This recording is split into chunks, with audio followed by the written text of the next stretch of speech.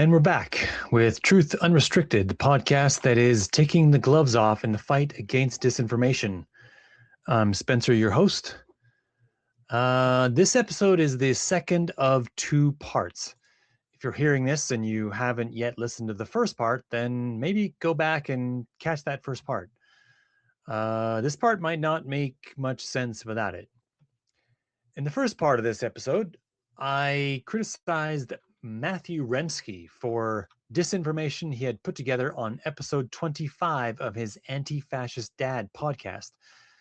That podcast features two parts of each episode, and so it is that the criticism also appears in two parts. In this section, Remski reviews Carney's elbows up slogan. The story laid out for this is done as though everything were happening in a vacuum, as though no one at all in the world were doing anything out of the ordinary, and suddenly Carney crashes in with, "Hey Canada, elbows up, let's get some nationalism happening in here." The unspoken assumption appears to be that all nationalism leads to fascism. At least that's the missing dot that would make the collection of ideas in Remski's podcast episode make any sense when taken together. Remski is very particular about the timeline for elbows up. Here's a supercut of the timeline he lists with all the fluff removed. And it's an old slogan with a lot of resonance. The present iteration began back on March 1st of last year when comedian Mike Myers appeared on Saturday Night Live with a "Canada is not for sale" t-shirt. March 3rd, which is when Angus published his Substack, Carney won the Liberal leadership on March 9th. On March 11th, Ontario Premier Doug Ford raised the stakes on the tariff issue by threatening to impose a retaliatory 25% surcharge on electricity exported to U.S. customers. March 12th, first-tier U.S. tariffs on Canadian steel and aluminum take effect at 25%. March 13th, Canada files a formal WTO dispute resolution request against the United States. March 14th, Carney is officially sworn in as PM. March 22nd, he drops this public service announcement filmed in a hockey rink with Mike Myers on X. So, a lot of dates.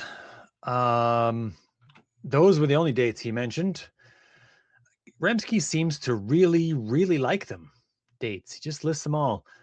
The narrative appears to be that Carney is moving very quickly and really wants the nationalism at an extremely high level. And it's all based around this elbows up idea. Must be doing a fascism, or at least some kind of capitalist project that requires a fresh coat of nationalism to distract everyone from what's really happening. Can't be any other explanation. After all, those were the only dates Remski mentioned, so that must be the end of that part of the story, right? There are a few more dates that are relevant there, though. Remski doesn't mention them, and I have to imagine he leaves them out because they, again, don't fit the story he's trying to tell here. And that's fundamentally dishonest. March 22nd was the air date of the Myers-Carney elbows up video, as Matthew Remski mentions. March 23rd, the next day, Carney called the election. 39 days later, the shortest election period allowed, Canada voted on April 28th. You could criticize Carney, I guess, for campaigning before the bell, I guess. But I don't think you can honestly list these events and frame them as though they're a lurch toward nationalism on its way to fascism, when the appropriate additional context is added to make it obvious that this is just an election campaign. Elbows up was just run-of-the-mill sloganeering. It deserves all the contempt that such slogans bring to dull our political processes and make them both fake and also something we're meant to pretend is real. They manufacture ideas for public consumption and often allow people to bypass facts on the way to a more fervent support of a candidate. Remski refers to this slogan as propaganda. It's only propaganda in the way that all political messaging is propaganda, which tends to weigh down the definition of the word into an unusable and overly generic blob. Also worth noting, while we're on the topic, is that most of the hallmarks of fascism aren't happening here. There isn't any kind of effort to limit or prevent news coverage of the government. Carney's government isn't curtailing access to democratic processes. Long established non-partisan institutions aren't getting disrupted or shut down or defunded. They're also not systematically having their key members replaced with partisan hacks. The auditors general are still actively working to review government budget expenditures. The federal government isn't pulling the teeth of intellectuals or trying to reshape the people to how the people access information. The only things on the fascist checklist so far are nationalism and capitalism. And those are also the things that nations that oppose fascist neighbors typically experience. I need to say a little something about nationalism as well here. Remski's entire episode seems to have underneath it the assumption that the only reason to increase nationalism is to reach fascism. Believing that certainly makes every alarm bell he's trying to ring make sense. But it's simply not true. Fascism does bring nationalism, but not every moment of nationalism is on the path to fascism. All lumber came from a tree, but not all trees eventually get used as lumber. Fascism is an extremely dangerous ideology to the nations that neighbor it. As an extreme and absolutist ideology, it forces those around it to choose friend or enemy. As a friend of fascism, your work is never complete. You must continually give up things to show the fascists that you're compliant, which is at least one reason why going along with the fascist project next door is a remarkably terrible idea. But to choose the opposite path is also fraught. Being the enemy of fascism often brings with it the need to justify this opposition. Some people in your country will inevitably say, is it worth it to endure the coming era of uncertainty and potential bloodshed just to not be what they are?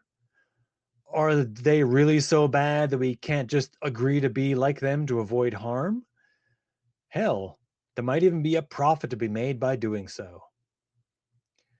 And so we see how we get the tendrils of fascism pulling at our society, slowly but inexorably weakening the resolve of business people to stand against the fascists.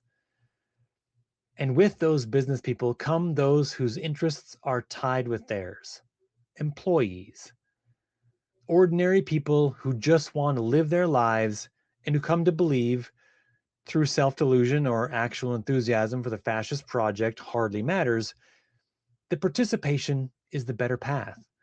This is the go along to get along from Carney's Davos speech.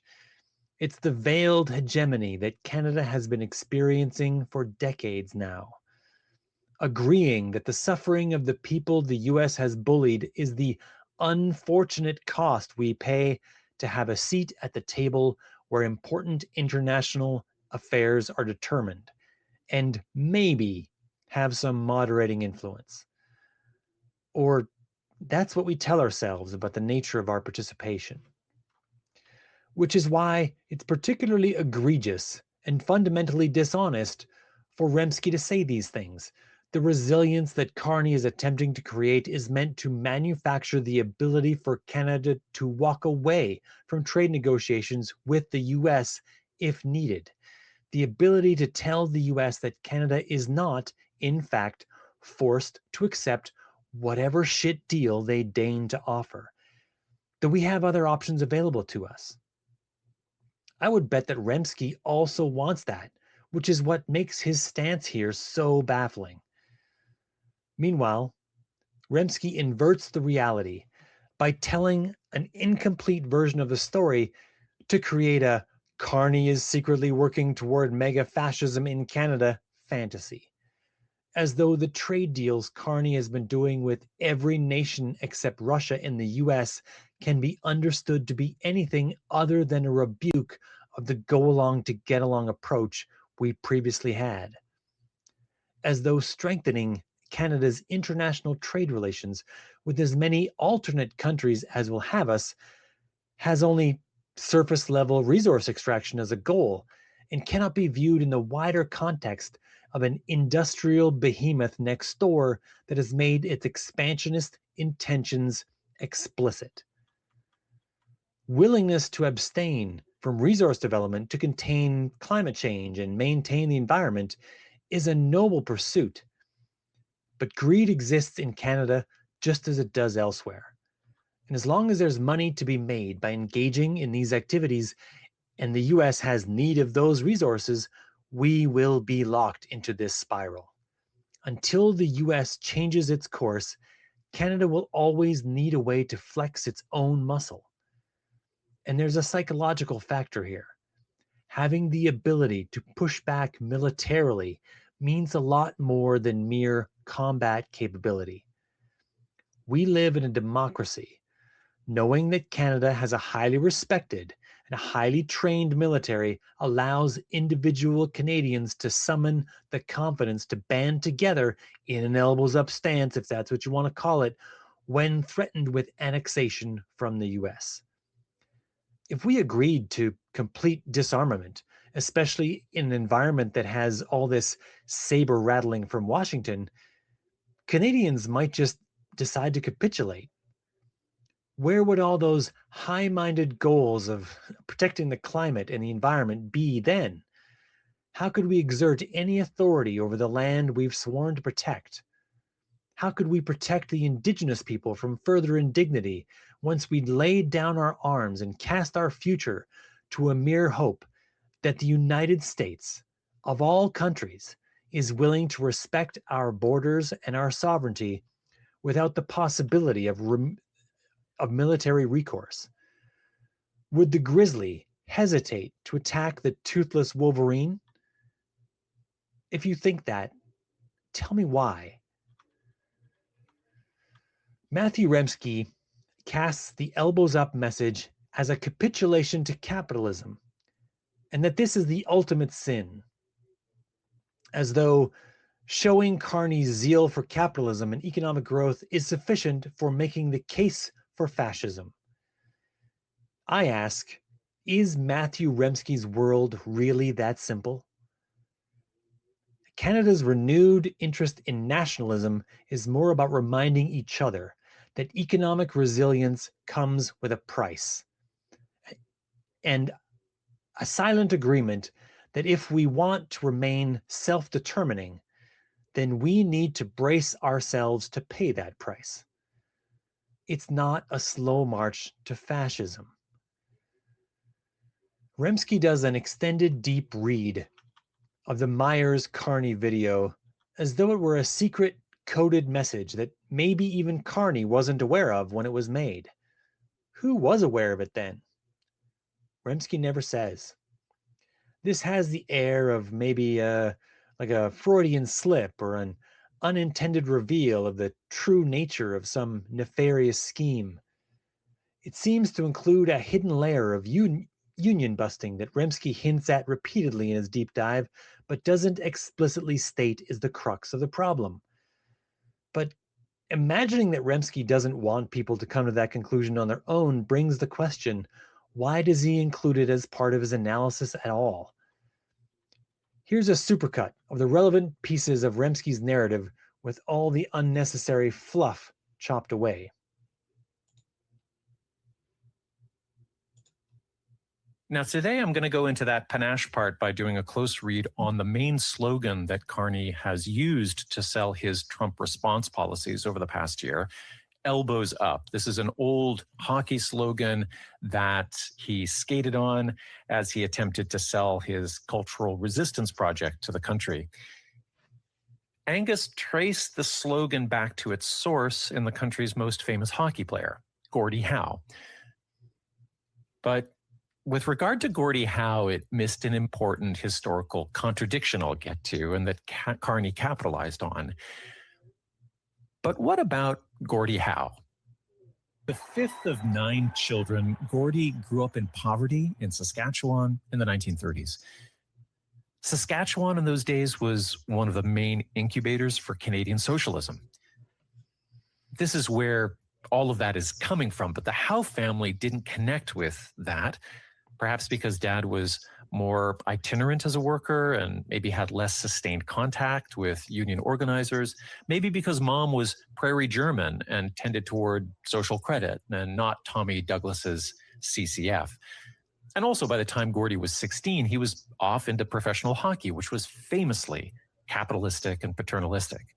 And he got signed by the Detroit Red Wings under the meanest player-coach-manager in hockey, the union-busting Jack Adams. And when Ted Lindsay tried to organize a players' union in 1957 amongst the Red Wings, Adams spread shitty rumors about him and traded him to the last place Chicago Blackhawks. And this sent a message to everyone else: do not talk about the money. So with Carney pulling on this, there's already some weirdness going on, whether he realizes it or not, whether he even cares about that history. But he's quoting a folk hero who was tough, but obedient, loyal, and polite, and whose wholesomeness involved never complaining about the boss. Gordie Howe came out of the Canadian heartland, but not that part of the heartland that produced our social welfare tradition. Elbows Up was a slogan of grit, but not the grit of people who fight the structure of things, the grit of people who fight to master the structure itself. So now, to my ears, the phrase elbows up has a folksy and quaint feeling to it. And what does it turn into, this slogan in Carney's mouth? I believe it takes Charlie Angus's idealism and longing and Mike Myers' childlike regression to make the public believe that Canadian sovereignty and identity remains unique under a regime that is barreling toward the most destructive neoliberal program in history, arguably better organized, more efficient than Trump's Doge process. Yeah. So that is an extremely circuitous collection of supposedly connected points. This is verbal juxtaposition. Remski's placing these facts in close proximity and letting the listener make up their own minds about how these disparate facts are meant to be connected. The fact that they're all laid out, and these are the only pieces being laid out at this time, naturally lead people to associate them to each other. So let me make this tenuous thread connect in the way that Remski intends it. Gordie Howe dominates hockey in the 40s and 50s using rough tactics and lots of goals. He's nicknamed Mr. Elbows, and the phrase elbows up comes to be first associated with him and his style of play. Gordie Howe plays on the Detroit Red Wings with another player named Ted Lindsay. Ted Lindsay starts a players' union. Gordie Howe doesn't support it at first. The owner of the Detroit Red Wings tries to tries to bust the union before it starts by punishing Lindsay. These two pieces of information, the elbows up bit and the players' union, are completely unrelated except for the fact that they both involve Gordie Howe. To the very best of my knowledge, Gordie Howe never employed any elbows up tactics against any teammates or other players that wanted a players' union. He didn't use his elbows to union bust. Gordie Howe just stayed out of the players' union when it first started. That's it. It was only notable because Howe was the biggest star at that time, and a players' union would have happened more easily if he'd gotten involved. Years later, Howe even remarked that he had made a mistake by not supporting it right away. So, is this a sufficient and coherent criticism of Carney's lack of support for unions? Here's the thing. I have no doubt that Carney's drive to reach new markets and growth through alternate trade arrangements will come into forceful contact with unions that drive to push worker safety and adequate training. And when he does, we should criticize Carney for any missteps he makes. But he hasn't done that yet. There haven't been any clashes with unions of any sort. And when those clashes happen, this argument should not be mentioned in the conversation. It's spurious logic and leads nowhere. This tenuous thread linking all of these ideas together is conspiratorial. Everything is connected logic. And hearing it from someone who has positioned themselves as one of the leading voices that's supposed to be pushing back against exactly that kind of nonsense is extremely troubling. This kind of content from a trusted source slowly trains his listeners to begin thinking this same way, using these same unsupportable leaps of pseudo-logic. Gordie Howe's history with unions and Carney's adoption of the elbows up slogan are only related by one thing: Gordie Howe. Which means that these two things are exactly related to each other by the same degree as each of these is to any other thing about Gordie Howe. Like the fact that not only did Gordie Howe play with a flat stick edge, as all hockey players did at that time, but that he was fully ambidextrous and could shoot with either hand using the flat stick edge. One could say that being ambidextrous leads one to flexible problem solving, and that the elbows up slogan that's connected to an ambidextrous hockey player is a signal that Carney's economic strategy isn't confined to a limited subset of available plays. That logic is just as related to Remski's juxtaposed union busting angle. There is one final insult to the intelligence of Remski's audience that I cannot let go unmentioned. He ends the first half of his podcast episode with a comment linking the elbows up metaphor to being about just a game, and therefore Carney's intentions with respect to it shouldn't be trusted because he's only roughing it up during the game, and after the game, Carney will be chummy with all the people he's been elbowing all during the game, like it's some sort of kayfabe. Here's a piece of that. I think that the marketing of elbows up is particularly effective because, on one hand, it provides this folksy, very accessible, well, we all played hockey. We know what it's like to get a little bit rough in the corners. But at the same time, there's also this implicit acknowledgement that it's a game. In the end, you're all playing the same game, and it's just a matter of like how kind of tough you're going to be on the ice. But after the game, you'll all go to Timmy's, and you're all on the same side. You're going. But then Remski does the exact same thing at the end of the second half of his episode. He compares his struggle against Carney's set of policies to a video game. Let's listen to that. I see Carney now looming as a final boss of neoliberalism with the most weapons, the highest health bars. You're not sure how many stages of the fight there are. Right. So I say that if Remski's comparison regarding elbows up being about just a game makes any sense to him, then that pseudo-logical shotgun should also be pointed at Remski when he does the same thing.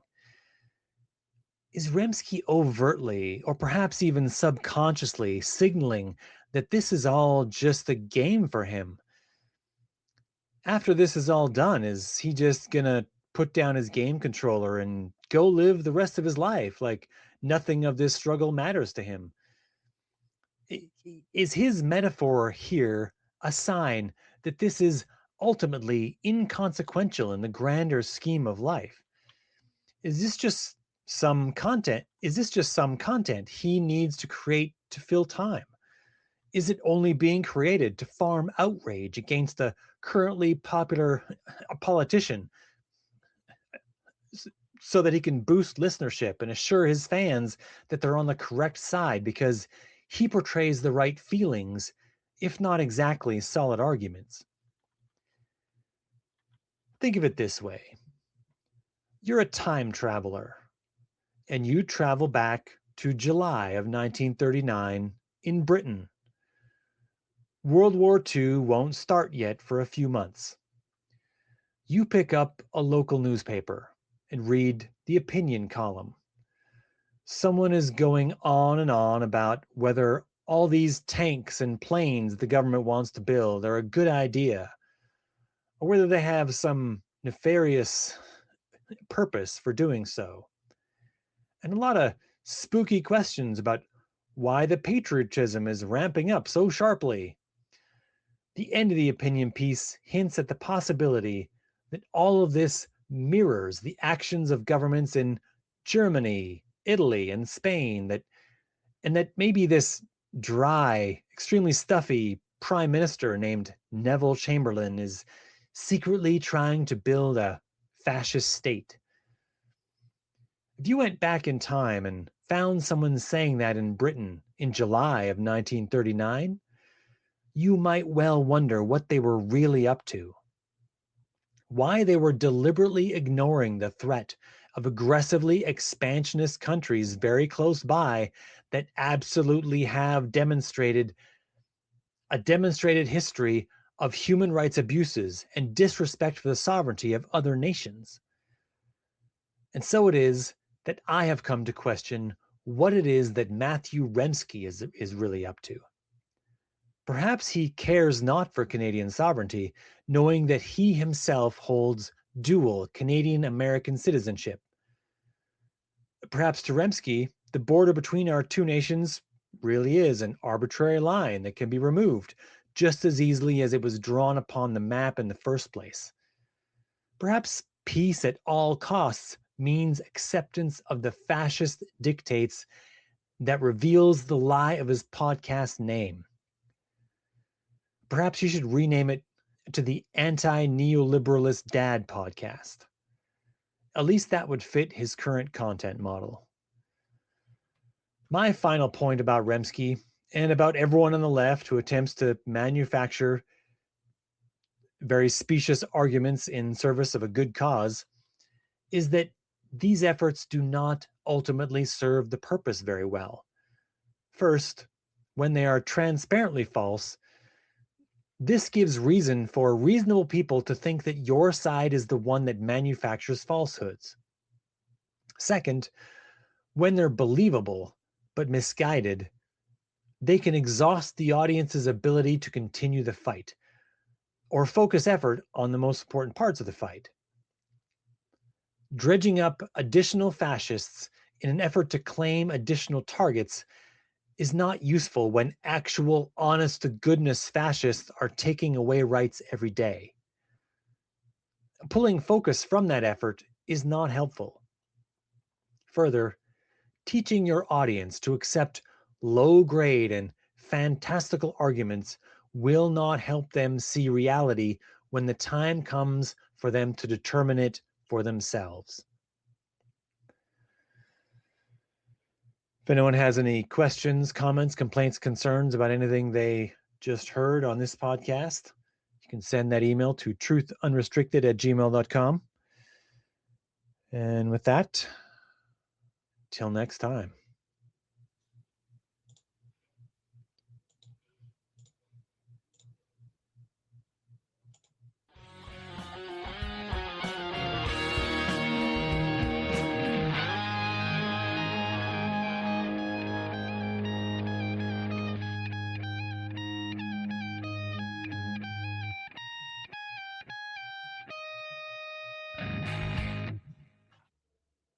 Please remember to rate this podcast as often as possible to increase its reach. Due to the fact that rating algorithms are so incredibly rigged, only 5-star ratings are worth anything. All other numbers might as well be 0 stars. If it's not a 5-star rating, I would prefer none at all. Sorry, I didn't build the system. Please subscribe to this podcast to get the latest episodes brought straight to you, and recommend it to whomever you think would enjoy it. And special thanks to Jeff Powell for the theme music. I paid for it by listening to him play his old acoustic guitar until the strings broke back in high school. It was worth it.